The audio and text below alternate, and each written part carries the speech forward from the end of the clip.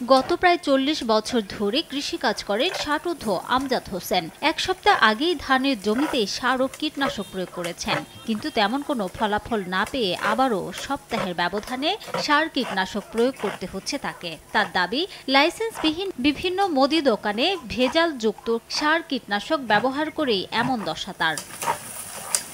একই দশা চাঁপাইনবাবগঞ্জের সদরের বিভিন্ন চরাঞ্চল ও প্রত্যন্ত এলাকায়।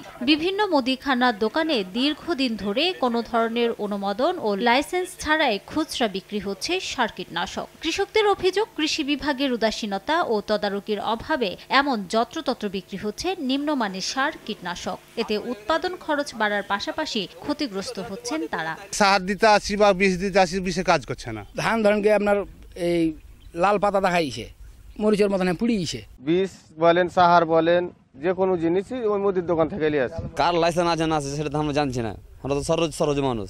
তবে লাইসেন্স ছাড়া খুচরা সার কীটনাশক বিক্রেতাদের বিরুদ্ধে আইনগত ব্যবস্থা নেওয়ার আশ্বাস কৃষি বিভাগ ও প্রশাসনের।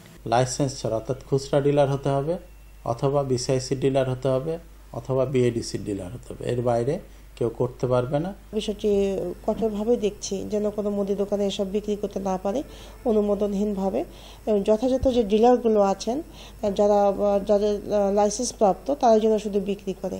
সদর উপজেলায় বিসিআইসি 15 জন, বিএডিসি 8 জন ও খুচরা সার বিক্রেতা রয়েছেন 124 জন। সময় সংবাদ, চাঁপাইনবাবগঞ্জ।